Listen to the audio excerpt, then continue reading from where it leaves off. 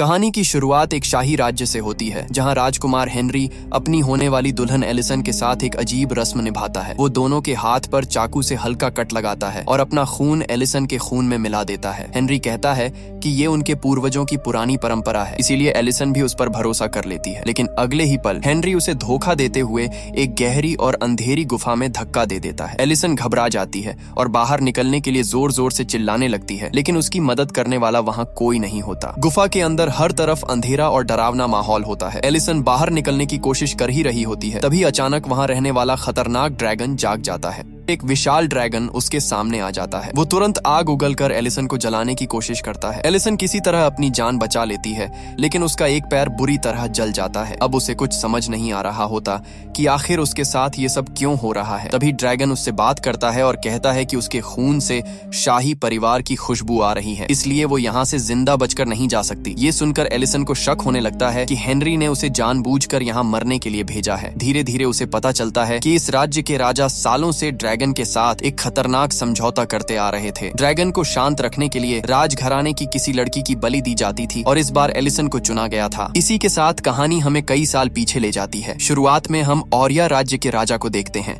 जो अपने सैनिकों के साथ एक ड्रैगन का पीछा कर रहा होता है। राजा का मानना था कि वो ड्रैगन उसकी प्रजा के लिए बहुत बड़ा खतरा है, इसलिए वो उसे खत्म करना चाहता था। कुछ देर बाद राजा और उसके सैनिक ड्रैगन की गुफा तक पहुंच जाते हैं, लेकिन जैसे ही वो अंदर जाते हैं अचानक ड्रैगन सामने आ जाता है। ड्रैगन अपने मुंह से भयानक आग निकालता है और देखते ही देखते कई सैनिक जलकर मर जाते हैं। उसके बाद वो एक एक करके बाकी सैनिकों को भी बेरहमी से मारने लगता है। ये सब देखकर राजा पूरी तरह डर जाता है। अपनी जान बचाने के लिए वो ड्रैगन के सामने घुटने टेक देता है और उससे रहम की भीख मांगने लगता है। फिर सीन कई सदियों बाद का दिखाया जाता है, जहां हम एक छोटे से राज्य की राजकुमारी एलिसन से मिलते हैं। एलिसन किसी आम राजकुमारी की तरह आराम की जिंदगी नहीं जी रही होती, बल्कि जंगल में लकड़ियां काट रही होती है। उसके साथ उसकी छोटी बहन फ्लोरिया भी होती है। दोनों की बातों से पता चलता है कि उनका राज्य बहुत बुरी हालत में है। खजाना लगभग खत्म हो चुका है, लोग भूख से मर रहे हैं और सर्दियां भी आने वाली हैं। इसलिए एलिसन अपनी प्रजा के लिए खाने और लकड़ियों का इंतजाम करने में लगी हुई थी। लकड़ियां काटते समय अचानक एलिसन की नजर एक शाही गाड़ी पर पड़ती है जो सीधे उनके महल की तरफ जा रही होती है। ये देखकर उसे थोड़ा अजीब लगता है और फिर वो अपनी बहन के साथ महल लौटने लगती है। रास्ते में वो देखती है कि गरीबी और भूख की वजह से कई लोग राज्य छोड़कर जा रहे हैं। महल पहुंचने के बाद एलिसन अपनी लकड़ियों से भरा बैग एक दुकानदार को देती है और उससे कहती है कि ये सारी लकड़ियां प्रजा में बांट दी जाए ताकि लोगों को ठंड में थोड़ी राहत मिल सके। इसके बाद एलिसन अपने पिता हेक्टर के पास जाती है जो उस छोटे से राज्य के राजा थे। वहाँ एलिसन एक अजनबी औरत को भी देखती है जो उसके माता पिता से बात कर रही होती है। दरअसल यही वो औरत थी जो थोड़ी देर पहले शाही गाड़ी में महल आई थी। जैसे ही उसकी नजर एलिसन पर पड़ती है वो काफी खुश हो जाती है और उसकी खूबसूरती की तारीफ करने लगती है। फिर वो राजा हेक्टर को एक खत देती है और कहती है कि उसे उनके फैसले का इंतजार रहेगा। इतना कहकर वो वहां से चली जाती है। जब हेक्टर उस खत को खोलकर पढ़ता है तो उसके चेहरे पर खुशी साफ दिखाई देने लगती है। एलिसन हैरान होकर अपने पिता से पूछती है कि आखिर उसमें ऐसा क्या लिखा है। तब हेक्टर उसे बताता है कि ओरिया राज्य का राजकुमार उससे शादी करना चाहता है। ये सुनते ही एलिसन चौंक जाती है क्योंकि उसने कभी ऐसी उम्मीद नहीं की थी, लेकिन बात सिर्फ शादी की नहीं थी। हेक्टर आगे बताता है कि इस रिश्ते के बदले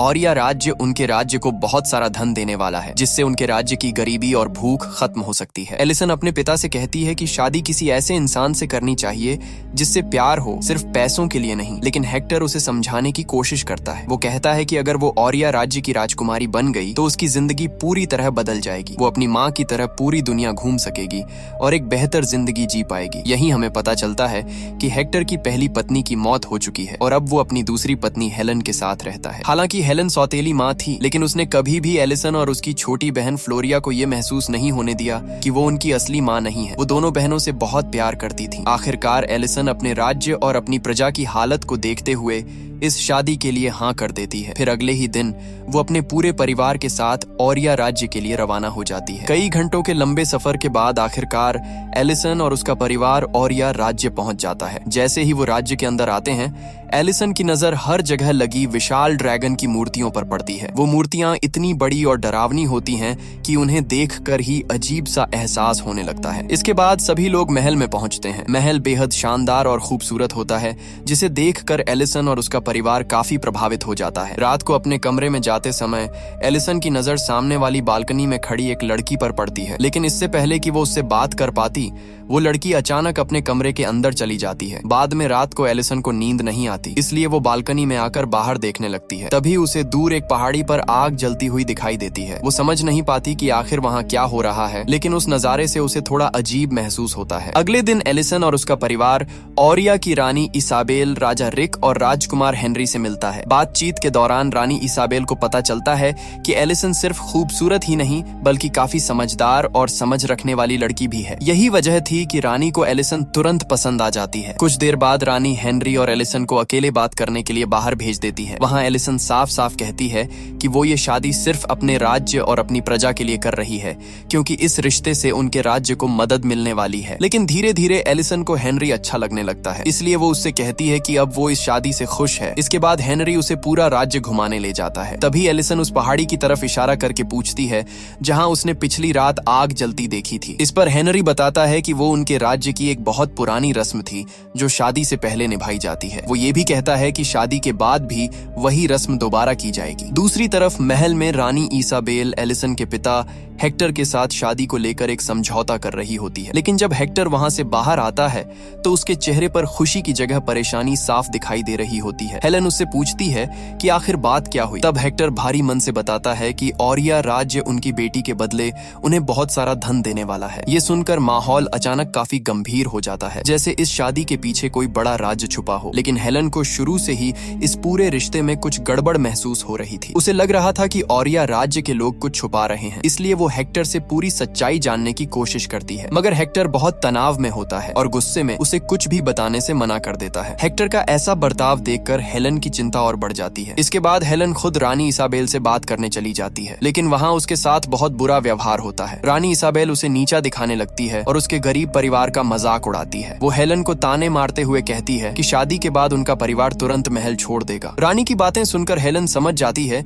कि इस राज्य के लोग बाहर से जितने अच्छे दिखते हैं, अंदर से उतने ही खतरनाक हैं। रात होते ही हेलेन सीधे एलिसन और फ्लोरिया के कमरे में जाती है। वो एलिसन को समझाने की कोशिश करती है कि इस राज्य के लोग बिल्कुल ठीक नहीं हैं और उसे ये शादी नहीं करनी चाहिए। हेलेन उसे बताती है कि शादी वाले समझौते के बाद से हेक्टर बहुत परेशान लग रहा है और उसने उसे कुछ भी साफ साफ नहीं बताया। लेकिन एलिसन को लगता है कि शायद हेलेन जरूरत से ज्यादा सोच रही है। वो उसकी बात को गंभीरता से नहीं लेती। तभी वहाँ हेक्टर आ जाता है। वो हेलेन को शांत रहने और आराम करने के लिए कहता है, फिर उसे अपने साथ वहाँ से ले जाता है। पहाड़ी पर पहुंचते ही एलिसन देखती है कि शाही परिवार के सभी लोग अजीब और डरावने मास्क पहनकर खड़े हैं। पूरा माहौल बहुत रहस्यमयी और डरावना लग रहा होता है।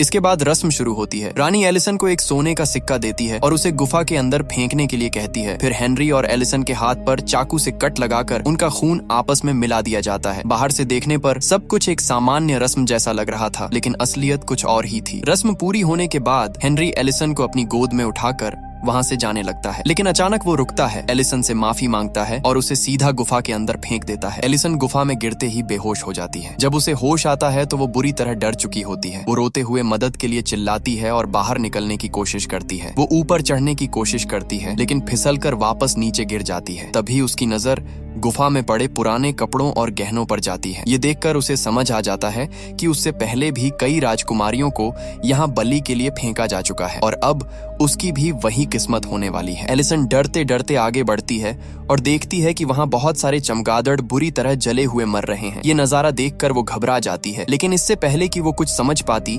अचानक एक विशाल ड्रैगन उसके सामने आ जाता है। एलिसन तुरंत डरकर एक पत्थर के पीछे छिप जाती है। तभी ड्रैगन उससे उसका नाम पूछता है। उसकी भारी आवाज सुनकर एलिसन को एहसास होता है कि ये कोई मेल ड्रैगन नहीं बल्कि एक फीमेल ड्रैगन है और ये वही खतरनाक ड्रैगन था जिसे हमने कहानी की शुरुआत में देखा था। अब एलिसन डरते डरते उसे अपना नाम बताती है। तभी ड्रैगन गुस्से में कहती है कि उसे एलिसन के शरीर से शाही खून की बदबू आ रही है। ये सुनते ही एलिसन अपनी कटी हुई हथेली को देखने लगती है जहाँ हेनरी का खून उसके खून में मिला हुआ था। तभी उसे समझ आता है कि यही वजह है कि ड्रैगन उसे राजघराने का हिस्सा समझ रही है। ड्रैगन की बातें सुनकर एलिसन बुरी तरह डर जाती है और वहां से भागने लगती है। तभी ड्रैगन उस पर आग से हमला कर देती है। एलिसन किसी तरह भागकर एक छोटी गुफा में छिप जाती है और आग से बच जाती है, लेकिन वहां पहुंचकर उसकी नजर एक लड़की की लाश पर पड़ती है। ध्यान से देखने पर उसे समझ आता है कि ये वही लड़की है जिसे उसने महल की बालकनी में देखा था। यानी हेनरी ने एलिसन से पहले भी किसी लड़की से शादी की थी और फिर उसे भी इसी गुफा में बलि के लिए छोड़ दिया गया था। कुछ देर बाद ड्रैगन उस गुफा तक भी पहुंच जाती है और फिर से आग उगलकर हमला करने लगती है। एलिसन जान बचाने के लिए वहां से भी भागती है, लेकिन इस दौरान उसका पैर बुरी तरह जल जाता है। दर्द से तड़पने के बावजूद वो हार नहीं मानती। वो अपने कपड़े फाड़कर जले हुए पैर पर बांध लेती है ताकि खून बहना रुक जाए। इसके बाद वो अपने लॉकेट में जलता हुआ कोयला रख लेती है ताकि अंधेरी गुफा में उसे थोड़ा उजाला मिल सके। अब एलिसन धीरे धीरे गुफा के अंदर रास्ता ढूंढने लगती है। तभी उसे एक बहुत पतला रास्ता दिखाई देता है। वो हिम्मत करके उस रास्ते पर आगे बढ़ती है, लेकिन कुछ दूर जाते ही उसका पैर फिसल जाता है और वो एक गहरी खाई में गिर पड़ती है। गिरने की वजह से वो बुरी तरह घायल हो जाती है। फिर भी वो किसी तरह खुद को संभाल कर खड़ी हो जाती है। तभी उसे दूर नीले रंग की हल्की रोशनी दिखाई देती है और साथ ही बाहर जाने जैसा एक रास्ता भी नजर आता है। लेकिन उस रास्ते तक पहुंचने के बीच एक बड़ी खाई थी। बाहर निकलने की उम्मीद में एलिसन पूरी ताकत लगाकर छलांग मारती है, लेकिन उसका हाथ किनारे तक नहीं पहुंच पाता और वो दोबारा नीचे गहरी खाई में गिरने लगती है। जैसे ही वो गहरी खाई में गिरने लगती है, वो जल्दी से चाकू निकालकर पत्थर में घुसा देती है। चाकू चट्टान में अटक जाता है और किसी तरह उसकी जान बच जाती है। फिर वो उसी चाकू का सहारा लेकर धीरे धीरे ऊपर चढ़ जाती है। इतनी चोट लगने के बाद भी एलिसन हार नहीं मान रही थी। खाई के दूसरी तरफ पहुंचने पर उसे कई अजीब कीड़े दिखाई देते हैं जिनके शरीर से नीली रोशनी निकल रही होती है। एलिसन उन चमकते कीड़ों को कपड़े में इकट्ठा करके एक छोटा सा लैंप बना लेती है ताकि अंधेरे में उसे रास्ता दिखाई देता रहे। अब वो फिर से गुफा से बाहर निकलने का रास्ता ढूंढने लगती है। चलते चलते उसे बर्फ से ढका एक हिस्सा दिखाई देता है जहां से पानी नीचे टपक रहा होता है। वो बर्फ के नीचे खड़ी होकर पानी पीने लगती है, लेकिन तभी अचानक बर्फ की दूसरी तरफ ड्रैगन दिखाई देती है। वो अपनी आग से पूरी बर्फ पिघला देती है और धीरे धीरे नीचे आने लगती है। ये देखकर एलिसन डर जाती है और तुरंत वहां से भागने लगती है। भागते भागते उसे नीचे जाने वाली एक बहुत पतली गुफा दिखाई देती है। वो जल्दी से उसके अंदर घुस जाती है। गुफा इतनी संकरी होती है कि ड्रैगन उसके अंदर नहीं आ सकती थी। कुछ देर बाद वो गुफा के दूसरे हिस्से में पहुंचती है जहां दीवारों पर कई लड़कियों के नाम लिखे हुए होते हैं। साथ ही वहां एक संदेश भी लिखा था, तुम यहाँ ड्रैगन से सुरक्षित हो। ये देखकर एलिसन समझ जाती है कि उससे पहले भी कई मासूम लड़कियों को यहाँ बलि के लिए भेजा गया था। यानी रानी इसाबेल सालों से यही खेल खेलती आ रही थी और हर बार किसी नई लड़की को मौत के मुंह में धकेल देती थी। अब दर्द और थकान की वजह से एलिसन की आंख लग जाती है। नींद में उसे उन सभी लड़कियों के डरावने सपने आने लगते हैं जिनके नाम दीवार पर लिखे हुए थे। ऐसा लग रहा था जैसे वो सब उससे मदद मांग रही हों। डरकर एलिसन अचानक जाग जाती है। जागने के बाद वो देखती है कि नीली रोशनी वाले कीड़े उसके जले हुए घाव पर बैठे हुए हैं। पहले तो वो घबरा जाती है और उन्हें हटाने लगती है, लेकिन तभी उसे एहसास होता है कि उसके पैर का घाव लगभग ठीक हो चुका है। ये देखकर एलिसन हैरान रह जाती है। फिर वो उन्हीं कीड़ों की मदद से अपने हाथ का घाव भी ठीक कर लेती है। इसके बाद वो उन चमकते कीड़ों को दोबारा कपड़े में रख लेती है और आसपास ध्यान से देखने लगती है। तभी उसकी नजर दीवार पर बने एक नक्शे पर पड़ती है। लगता था कि ये नक्शा उन लड़कियों में से किसी ने बनाया था जो पहले यहाँ फंस चुकी थी। एलिसन उस नक्शे को ध्यान से पढ़ती है और उसमें बताए रास्ते पर आगे बढ़ने लगती है। कुछ दूर चलने के बाद आखिरकार उसे सूरज की हल्की रोशनी दिखाई देती है। इतने समय बाद बाहर की रोशनी देखकर उसके अंदर उम्मीद जाग जाती है, लेकिन वहां तक पहुंचने के लिए उसे नुकीले क्रिस्टल वाली खतरनाक दीवार पर चढ़ना पड़ता है। वो हिम्मत करके चढ़ना शुरू करती है, तभी अचानक ड्रैगन नीचे आकर उसे देखने लगती है। इसी दौरान एक क्रिस्टल टूट जाता है और एलिसन नीचे गिरने लगती है, लेकिन वो किसी तरह खुद को संभाल लेती है और दोबारा ऊपर चढ़ जाती है। आखिरकार वो बाहर निकलने वाले रास्ते तक पहुंच जाती है, लेकिन वहां पहुंचकर उसे पता चलता है कि वो पहाड़ की बहुत ऊंचाई पर खड़ी है। नीचे गिरने का मतलब सीधी मौत था। तभी उसकी नजर दूर से आते 4 सैनिकों पर पड़ती है। उन्हें देखकर एलिसन जोर जोर से मदद के लिए चिल्लाने लगती है, लेकिन ऊंचाई ज्यादा होने की वजह से उसकी आवाज उन तक नहीं पहुंच पाती। उसी समय अचानक ड्रैगन पहाड़ के बाहर निकल आती है और एलिसन पर हमला करने लगती है। एलिसन डर कर पीछे हट जाती है। तब ड्रैगन गुस्से में उसे बताती है कि ओरिया राज्य ने उससे एक समझौता किया था, हर पीढ़ी में 3 राजकुमारियों की बलि दी जाएगी और एलिसन इस पीढ़ी की दूसरी राजकुमारी थी। इतना कहकर ड्रैगन उस पर फिर से आग उगलने लगती है, लेकिन तभी गुफा के अंदर किसी के आने की आवाज सुनाई देती है। कोई एलिसन का नाम लेकर उसे ढूंढ रहा होता है, जिसकी आवाज सुनते ही ड्रैगन तुरंत एलिसन को छोड़कर वापस अपनी गुफा के अंदर चला जाता है। दूसरी तरफ गुफा के अंदर एलिसन के पिता हेक्टर भी पहुंच चुके थे। वो अपने 3 सैनिकों के साथ अपनी बेटी को बचाने आए थे। इधर एलिसन भी धीरे धीरे गुफा के अंदर वापस जाने लगती है। आगे बढ़ते हुए उसकी नजर एक ऐसी जगह पर पड़ती है जहां चारों तरफ बहुत सारा सोना बिखरा हुआ था, लेकिन सबसे डरावनी चीज थी वहां पड़ी ड्रैगन के 3 बच्चों की हड्डियां। ये देखकर एलिसन को अचानक पूरी सच्चाई समझ आ जाती है। सदियों पहले जब ऑरिया राज्य का राजा इस गुफा में आया था, तब उसने ड्रैगन के बच्चों को मरवा दिया था। अपने बच्चों की मौत देखकर ड्रैगन गुस्से में पागल हो गई थी और उसने राजा के लगभग सभी सैनिकों को मार डाला। लेकिन जब राजा ने अपनी जान बचाने के लिए उसके सामने घुटने टेक दिए, तब ड्रैगन ने उससे एक सौदा किया। उसने कहा कि राजा के वंश की हर पीढ़ी से 3 राजकुमारियों की बलि उसे दी जाएगी, ताकि वो धीरे धीरे पूरे राजघराने से बदला ले सके। लेकिन असली धोखा यही था। ऑरिया राज्य ने कभी अपनी असली राजकुमारियों को ड्रैगन के हवाले नहीं किया। वो गरीब राज्यों की राजकुमारियों से अपने राजकुमारों की शादी करवाते थे। फिर शादी की रस्म के दौरान उनके हाथ पर राजकुमार का खून लगाकर उन्हें गुफा में फेंक देते थे। क्योंकि ड्रैगन शाही खून की पहचान कर सकती थी, इसलिए वो उन मासूम लड़कियों को असली राजकुमारी समझकर मार डालती थी। यानी सदियों से ऑरिया राज्य अपने बचाव के लिए गरीब लड़कियों की बलि देता आ रहा था। इसी बीच हेक्टर और उसके सैनिक गुफा में एलिसन को आवाज लगाने लगते हैं, लेकिन तभी अचानक ड्रैगन वहां पहुंच जाती है और देखते ही देखते हेक्टर के 2 सैनिकों को मार डालती है। फिर वो धीरे धीरे हेक्टर के सामने आती है और उससे पूछती है कि वो यहाँ क्यों आया है। इस पर हेक्टर बिना डरे कहता है कि वो अपनी बेटी को वापस ले जाने आया है और उसके बिना यहाँ से नहीं जाएगा। इतना कहकर हेक्टर अपनी तलवार निकालकर ड्रैगन पर हमला कर देता है। दूसरी तरफ एलिसन एक बड़े पत्थर के पीछे छिपी हुई ये सब देख रही होती है। वो समझ चुकी थी कि उसके पिता सच में उसे बचाने आए हैं, लेकिन सामने खड़ी चीज कोई साधारण दुश्मन नहीं, बल्कि अपने बच्चों का बदला लेने वाली एक बेहद खतरनाक ड्रैगन थी। तभी ड्रैगन हेक्टर को अपने पंजों में पकड़ लेती है और गुस्से में कहती है कि उसकी बेटी यहीं कहीं छिपी हुई है, क्योंकि उसे उसके खून की बदबू आ रही है। फिर ड्रैगन हेक्टर से कहती है कि वो एलिसन को बाहर आने के लिए बुलाए, लेकिन हेक्टर ऐसा करने से साफ मना कर देता है। उल्टा वो जोर से एलिसन को आवाज लगाकर कहता है कि वो किसी भी हालत में ड्रैगन के सामने ना आए। इसके बाद हेक्टर रोते हुए एलिसन से माफी मांगने लगता है, लेकिन ड्रैगन हेक्टर की एक नहीं सुनती और उसे मार देती है। अपने पिता की मौत देखकर एलिसन टूट जाती है और रोने लगती है। तभी ड्रैगन उसकी आवाज सुन लेती है और धीरे धीरे उसकी तरफ बढ़ने लगती है। इसी बीच हेक्टर का बचा हुआ सैनिक डरकर वहां से भागने की कोशिश करता है। ड्रैगन तुरंत एलिसन को छोड़कर उस सैनिक के पीछे चली जाती है। एलिसन इस मौके का फायदा उठाकर जल्दी से अपने पिता के पास पहुंच जाती है। अपने पिता को खोकर एलिसन पूरी तरह टूट जाती है, लेकिन तभी उसकी नजर पास पड़ी रस्सी पर जाती है। वो तुरंत उस रस्सी की मदद से ऊपर चढ़ने लगती है। उधर ड्रैगन उस आखिरी सैनिक को भी मारकर वापस लौट आती है और एलिसन को भागते हुए देख लेती है। गुस्से में वो उसके ऊपर आग बरसाने लगती है, लेकिन एलिसन किसी तरह बचते बचाते गुफा से बाहर निकल आती है। बाहर आते ही वो अपने पिता का घोड़ा लेकर वहां से भागने लगती है। तभी ड्रैगन भी गुफा से बाहर निकल आती है। ये देखकर एलिसन जल्दी से घोड़े से उतरकर एक बड़े पत्थर के नीचे छिप जाती है। कुछ देर बाद ड्रैगन वहां पहुंचती है और दौड़ते हुए घोड़े को देखकर उसे ही एलिसन समझ लेती है। वो आग उगलकर घोड़े को जला देती है, लेकिन जब उसे एलिसन कहीं दिखाई नहीं देती तो वो गुस्से में पूरी पहाड़ी को आग से जलाने लगती है। चारों तरफ आग और धुआं फैल जाता है, जबकि एलिसन चुपचाप पत्थर के नीचे छिपी अपनी जान बचाने की कोशिश कर रही होती है। दूसरी तरफ जब रानी इसाबेल पहाड़ को जलते हुए देखती है तो उसे समझ आ जाता है कि एलिसन किसी तरह गुफा से जिंदा बाहर निकल गई है। अब उसे डर था कि ड्रैगन गुस्से में पूरे राज्य को तबाह कर देगी, इसलिए वो ड्रैगन का गुस्सा शांत करने के लिए